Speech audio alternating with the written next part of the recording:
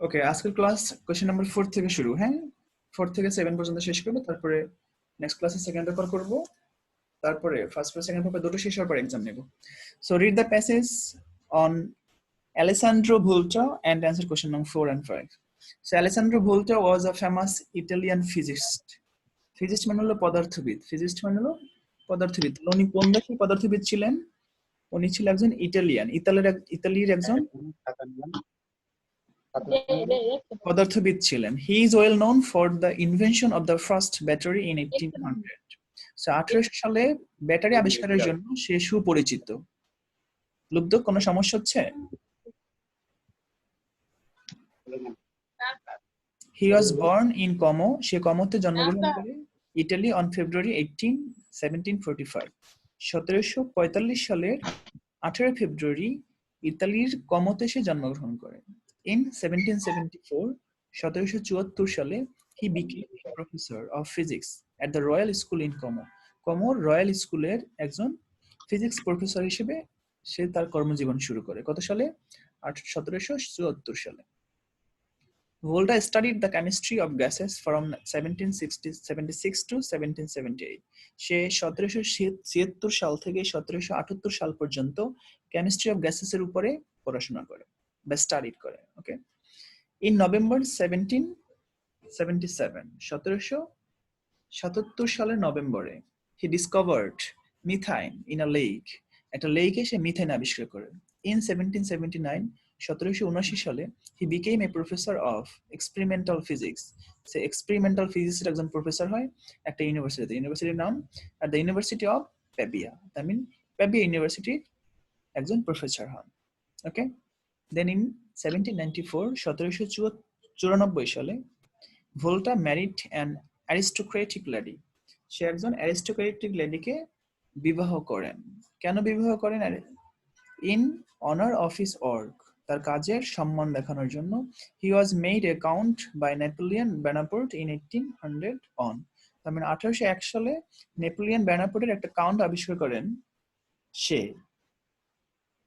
কে? এই হিটাও কিন্তু এই যে আলেসান্দ্রো ভোল্টা। ওকে, আর তার আগে যে কথাটা ছিল, একটা লাইন আমি জানতে চাচ্ছিলাম প্রিয়াঙ্কার কাছ থেকে, যে এখানে যে বলা ছিল যে ইন 1794, 1794 সালে Volta married an aristocratic lady. এই অ্যারিস্টোক্রেটিক লেডি, অ্যারিস্টোক্রেটিক মানে কি জানি না প্রিয়াঙ্কা? স্যার, জানি না। অ্যারিস্টোক্রেটিক মানে হলো একটু ধনাঢ্য টাইপের, বা যারা বড় লোক বলতে পারে। সম্ভ্রান্ত, সুন্দর কথা হলো মানে মেবি সম্ভ্রান্ত বলে খানদানি বা অভিজাত ফ্যামিলি। অ্যারিস্টোক্রেটিক বলতে সেটা বোঝায়, মনে থাকবে? হ্যাঁ। গুড। দেন ইন 1782, 1782 সালে he travelled to France and Germany. সে জার্মানি এবং ফ্রান্সে ট্রাভেল করে। ইন 1815, 1815 সালে the emperor of Austria. Austria কোথাকার শহর বলতে পারেন প্রিয়াঙ্কা?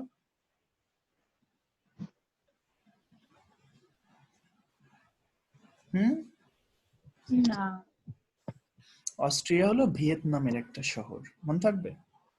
ভিয়েতনামের নাম কি? ভিয়েতনাম। এই ফার্স্ট শুনলাম। হ্যাঁ, একটা দেশ আছে, দেশের নাম হলো কি? ভিয়েতনাম। হ্যাঁ, আর এটা জেনে রাখেন, আর একটা লুব্ধক একটা ইনফরমেশন জেনে রাখেন। পৃথিবীতে এখন যতগুলো দেশ আছে তার মধ্যে ভিয়েতনাম একটা দেশ, আর যতগুলো শহর আছে তার মধ্যে অস্ট্রিয়া হলো একটা শহর। আর পৃথিবীতে সব থেকে শান্তিময় জায়গা, সব থেকে, অর্থাৎ যেটা বলা হয় যে সবচেয়ে শান্তির জায়গা কোনটা, সেটা হলো অস্ট্রিয়া। মনে থাকবে? এখন 1 নম্বর। ওকে, মনে থাকবে? আপনারা ফেসবুক চালান কেউ? প্রিয়াঙ্কা ফেসবুক চালান? না। ফেসবুকে একটা লোক ছিল, দেখবেন একটু মোটা করে টাকলু, ওনার নাম হচ্ছে সেফাতুল্লাহ, সেফাত। নাম শুনছেন? এই যে তোরা মদ খা মানুষ হয়, এরকম ভিডিও টিডিও দিত। ওই লোকটা বেসিক্যালি স্যার, অস্ট্রিয়াতে মা থাকে। দেখাইছিল মেবি। ওকে, উনি হলো অস্ট্রিয়াতে থাকে। সো অস্ট্রিয়া এটা হচ্ছে আসলে একটা স্বপ্নের জায়গা, যেটা আসলে পৃথিবীর সব থেকে শান্তির জায়গা। সব ওখানে যারা থাকে তারা ওখানে সব দিক থেকে নিট অ্যান্ড ক্লিন, নাগরিক সুবিধা, মানুষের মন মানসিকতা, ডেভেলপমেন্টের দিক থেকে, ব্যয়বহুল, সব দিক থেকে অস্ট্রিয়া হলো এখন 1 নম্বর বিশ্বে। সো এটা আপনি জানেন না।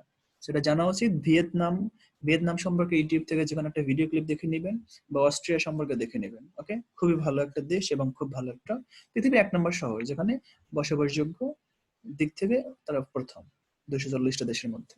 আর যেখানে ঢাকা হলো 138, না 240 তো 238তম মনে হয়, না 140টা দেশের মধ্যে মনে হয়, তো ঢাকা মনে হয় 138তম এরকম, যেখানে অস্ট্রিয়া 1 নম্বর। সো যাই হোক, আমরা অস্ট্রিয়া সম্পর্কে অনেক কিছু বললাম। সো এই অস্ট্রিয়ার যে ইম্পেরর যে ছিলেন, সে মেড হিম, আই মিন এই এই অ্যালেসান্ড্রো ভোল্টাকে বানিয়েছিল the director of philosophical faculty of Padua. Padua is a noun, okay? Philosophical faculty বানিয়েছিল, okay? In 1819, 1819 সালে he retired, সে অবসর নেন and settled in his native town where he died in March 1827.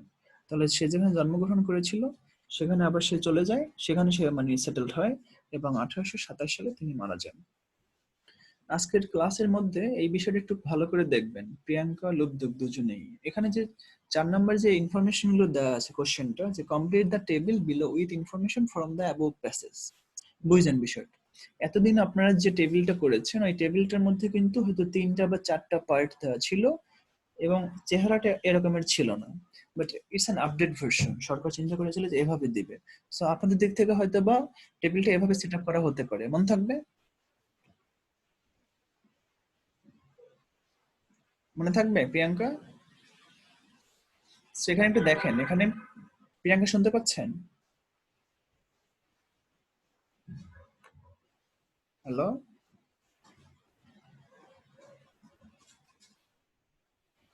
Priyanka, শুনতে পাচ্ছেন?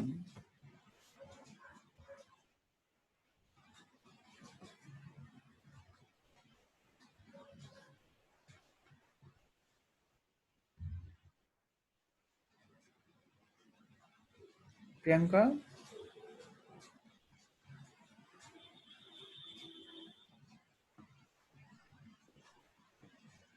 হ্যাঁ লুব্ধক শুনতে পাচ্ছেন? চলে গিয়েছিলেন কেন? ওকে, সো এই যে গিভেন ইনফরমেশনটা দেখেন, এখানে যে গিভেন ইনফরমেশন দেওয়া আছে, এখানে বলছে অ্যাবাউট অ্যালাসান্ড্রো ভোল্টা, ওনার সম্পর্কে, ওনার এইম ছিল কি introducing his invention to the readers, অর্থাৎ তার রিডার্সদেরকে তার যে ইনভেনশন আছে সেটা জানানো। Life span, born in 1745 and died in 1827 after dash years of his retirement. তাহলে সে যখন রিটায়ারমেন্টে যায়, রিটায়ারমেন্টের কত বছর পরে সে মারা যায় বলতে পারবেন? প্রিয়াঙ্কা, 1 নম্বর গিভেন ইনফরমেশন দেখেন, সে যখন রিটায়ারমেন্টে গেল তার কত বছর পরে সে মারা যায়?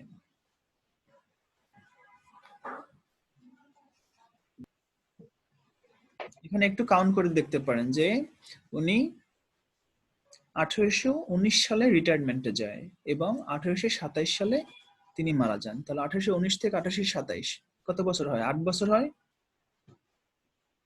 সো এখানে লিখতে পারেন 8 years.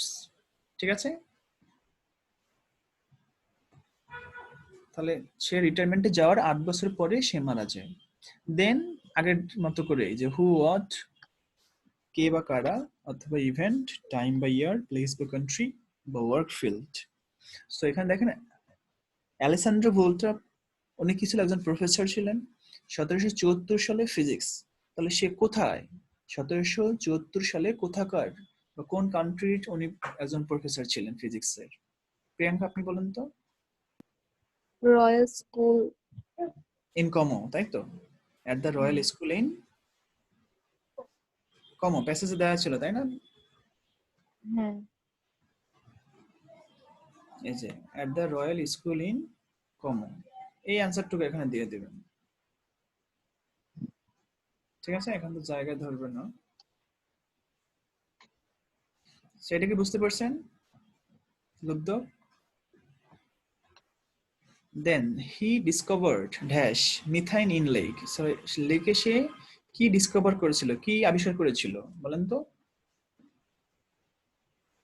Methane in lake he discovered what, সে কি আবিষ্কার করেছিল বলেন তো? লুব্ধ বলতে পারবেন সে কি আবিষ্কার করেছিল? দেখেন টাইম, তাই না না? ইয়ার, যেহেতু টাইম চাইছে মানে কখন সে আবিষ্কার করেছিল।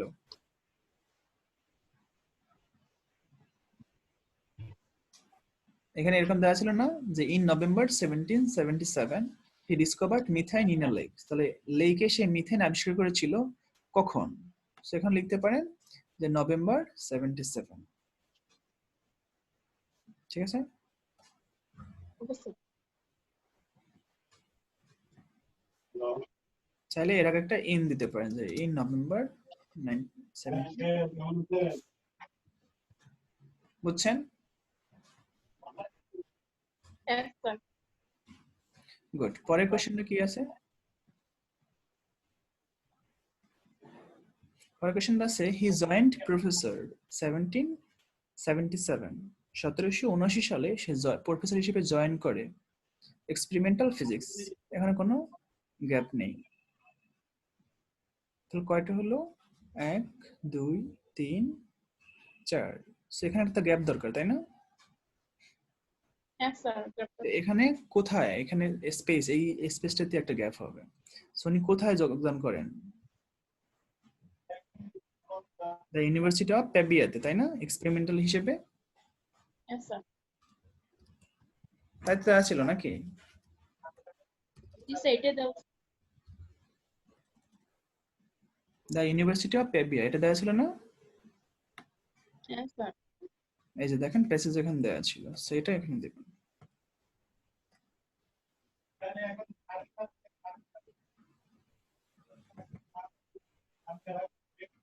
The university of প্যাভিয়া।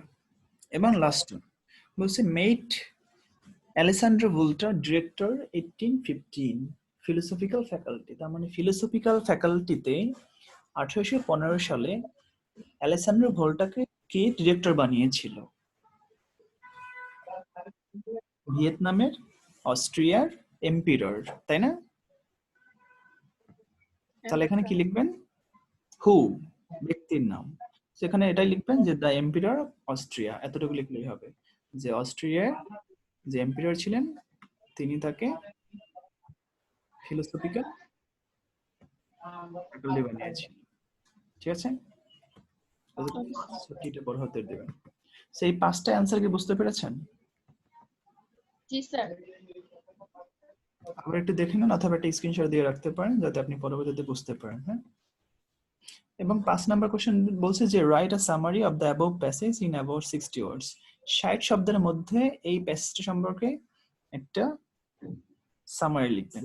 সামারি লিখতে গেলে আপনারা যেটা ভুল করেন যে আপনারা মনে করেন যে ছোট লিখলে মার্কস কম দেবে, কিন্তু সামারির মানেই হলো সারাংশ।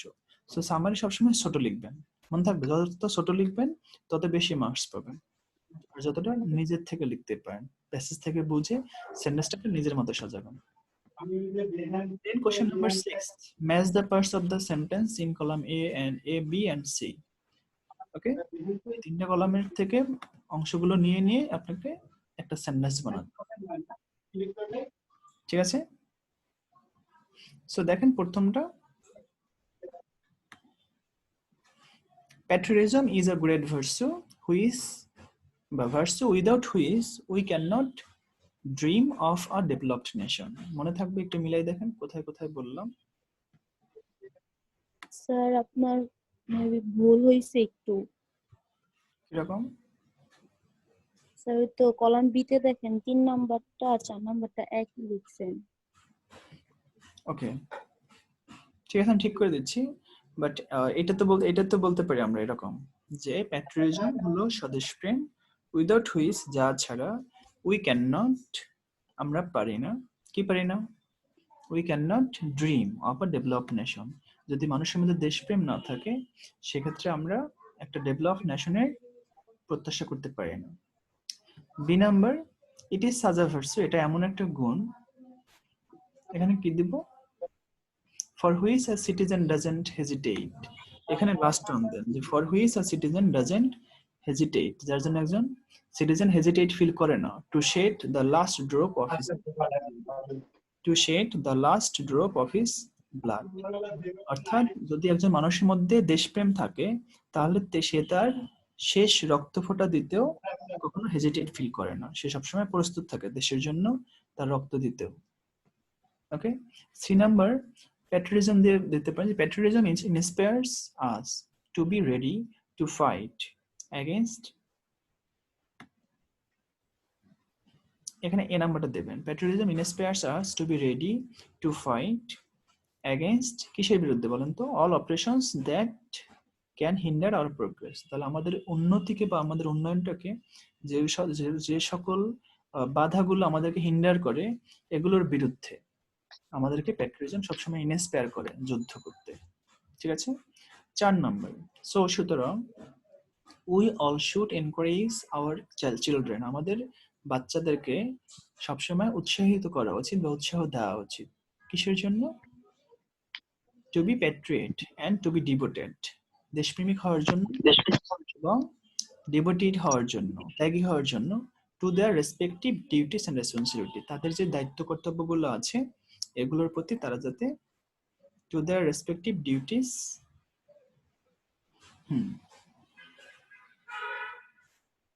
এখানে অ্যান্ড রেসপন্সিবিলিটিস দিবেন, ডিউটিস 4 নাম্বার অ্যান্ড রেসপন্সিবিলিটিস। তো লাস্ট টার্ন এইখানটাতে একটা মিসিং আছে, সো এখানে কি হবে, radio and television should telecast programme, কেমন টাইপের প্রোগ্রাম, এইখানটাতে লিখবেন যে that inspire children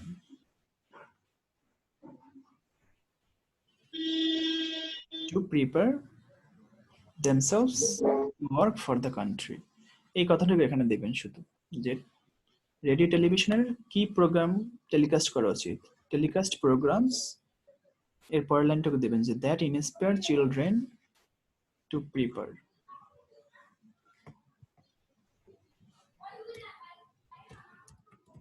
that inspire children to prepare themselves। এবার ঠিক আছে প্রিয়াঙ্কা? হ্যাঁ,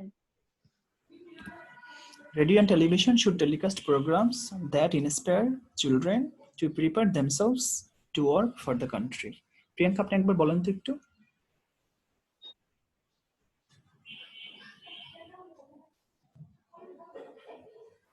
patriotism is a great virtue without which we Without cannot dream of a developed nation. It is such a virtue for which a citizen doesn't hesitate to shed the last drop of his blood. Patriotism inspires us to be ready to fight against all the operations that can hinder our progress. So we all should encourage our children to be patriot and to be devoted to their respective duties and responsibilities. Radio and television should telecast programs that inspire children to prepare themselves to work for the country. Good. এই passage, এই টেবিলটার মধ্যে যে information গুলো দেওয়া আছে এগুলো বাস্তব জীবনে অ্যাপ্লাই করবেন, ঠিক আছে? মনে থাকবে? হ্যাঁ। গুড। দেন দেখেন আমরা একটা রিয়ারেঞ্জ শিখবো। আমার কাছে না এই বোর্ডটা খুব ভালো লেগেছে, কারণ ইনফরমেশন গুলো একটু নতুন নতুন অন্যরকম। সো দেখেন রিয়ারেঞ্জটা একটু অন্যরকম দেওয়া আছে, একদম বাস্তব ভিত্তিক নকশি কথা নিয়ে। সো এখানে প্রথমত কোনটা দিতে পারেন, কোন আইডিয়া আছে? কোথা থেকে শুরু করতে পারি? প্রথমত এই নাম্বার থেকে শুরু করতে পারেন। A few years back, কয়েক বছর আগে, Nurbanu lost everything for the river erosion। নদী ভাঙনের ফলে নূরবানু নামে এক মহিলা বা নারী সে তার সবকিছু হারায়। এরপর আমরা কি দিতে পারি? সি নাম্বার ট্রাই দেখেন, সি নাম্বার হয়।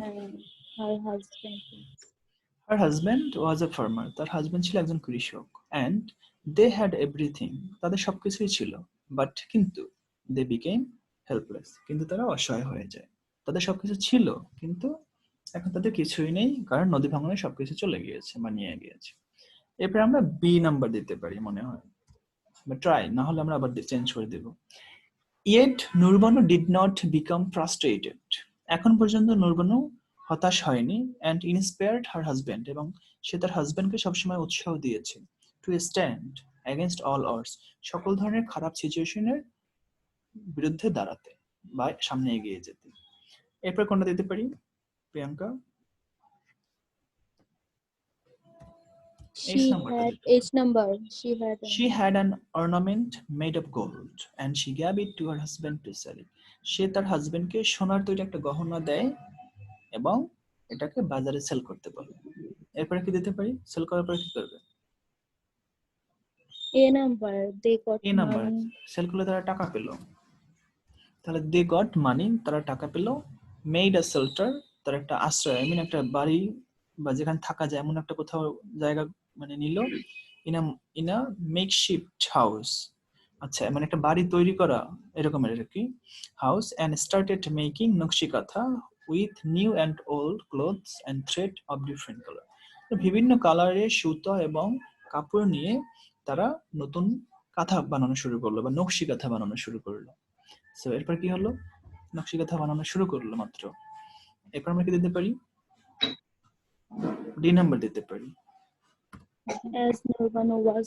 As Nurbanu was good at in her early age, যেহেতু ছোটবেলা থেকে নুরবানু এই বিষয়টাতে অনেক বেশি এক্সপার্ট ছিল। ওকে, she could make wonderful design in her katha, সে তার কাঁথায় নতুন নতুন সুন্দর সুন্দর ডিজাইন করতে পারত।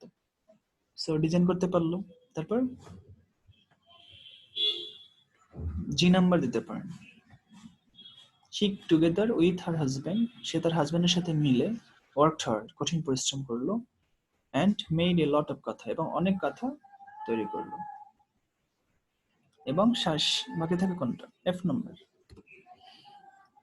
Her husband sold them in the market and became solvent, তার হাজবেন্ড এই কাঁথাগুলো বাজারে বিক্রি করলো এবং তারা আবার সচ্ছল হয়ে গেল।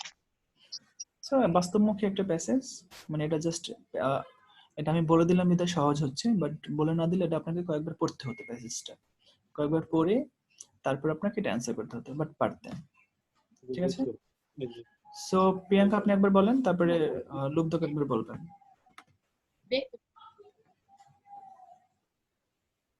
প্রিয়াঙ্কা বলেন। A few years back, Nurbanu lost everything for the river erosion. Her husband was a farmer and they had everything, but they become helpless. Yet Nurbanu did not become frustrated and inspired her husband to stand against all odds. She had an ornament made of gold and she gave it to her husband to sell it. They got money, made a shelter in a makeshift house and start making nokshikatha with new and old clothes and thread of different colors. As Nurbanu was good at art in her early age, she could make wonderful design in her kanthas.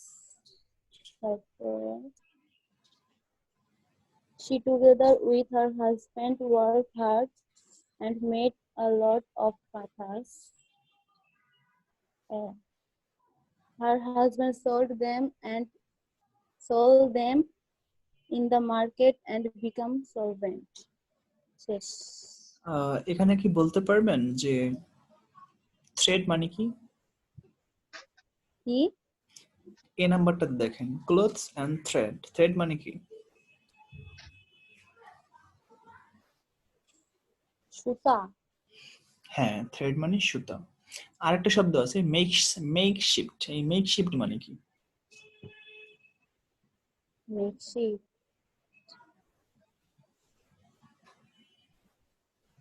Sir confused আছি, sure না। Shift মানে হলো অস্থায়ী, অর্থাৎ যেহেতু তাদের কাছে অনেক টাকা পয়সা ছিল না, তারা অস্থায়ী একটা বাসায় থাকে আর কি।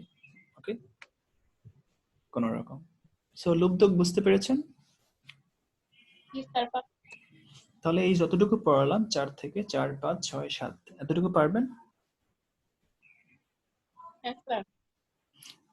সো তাহলে এতটুকুই পড়া, আর রাইটিং প্যাড গুলো নিজেদের অ্যাকর্ডিং টু স্কুল, আপনার স্কুল যার যার আলাদা আলাদা স্কুল, আলাদা আলাদা স্কুলের যে রাইটিং প্যাড গুলো আছে সিলেবাসের, সেখান থেকে 4টা রাইটিং প্যাড পড়ে নেবেন একটা একটা করে। ঠিক আছে? সো এতটুকুই থাকলো। তাহলে আমরা কি কি পড়লাম? আলেসান্দ্রো ভোল্টা সম্পর্কে একটা প্যাসেজ পড়লাম যেটা একদম নতুন ছিল। গিভেন ইনফরমেশনের স্ট্রাকচারটা একটু নতুন ছিল। সামারি নিয়ে কিছু বলার নেই। 6 নম্বরে টেবিলটা বাস্তব ওরিয়েন্টেড ছিল, এবং 7 নম্বরে রিয়ারেন্সটাও লাইফ ওরিয়েন্টেড ছিল। সো এতটুকু যদি মনে থাকে, আই থিঙ্ক আপনি একটু ভালো করে শেষ করবেন এই বিষয়গুলো। হ্যাঁ, সো ভালো থাকুন, সুস্থ থাকুন, আজকাল পড়াবো না, এতটুকুই। ঠিক আছে? আর বৃষ্টির মধ্যে আপনার বাবা স্যার মা বলুন, আসসালামু আলাইকুম। আপনার প্যারেন্টসদেরকে বলুন যে খিচুড়ি রান্না করে খাওয়াতে। হ্যাঁ, টেক কেয়ার।